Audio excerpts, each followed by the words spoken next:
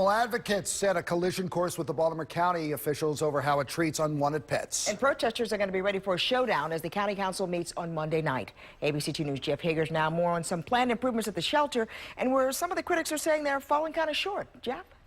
Kelly, many of us become impassioned when it comes to protecting animals, but for some, it has become quite personal when it comes to Baltimore County shelter in Baldwin.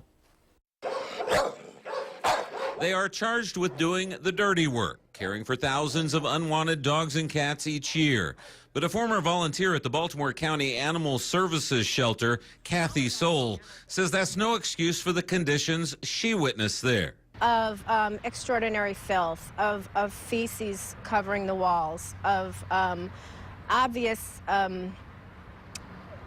neglect on the part of the staff. Some of the animals, the ones that are held there the longest, ones that are involved in court cases, are often kept in the back in very bad conditions. For its part, the county is in the midst of upgrading the operation. Full-time veterinarians, an expanded spaying and neutering program, and new customer-friendly hours should all address some of its shortcomings.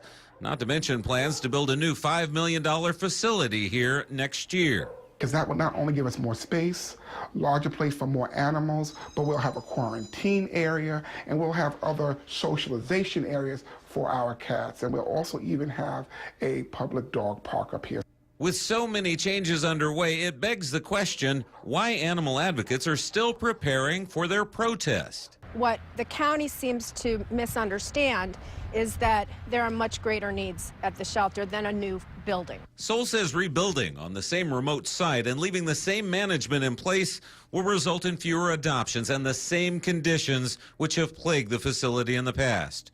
She readily admits this is also personal, since she was fired as a volunteer for pointing out problems, or for telling the managers how to run the place, depending on which version of her termination you wish to believe.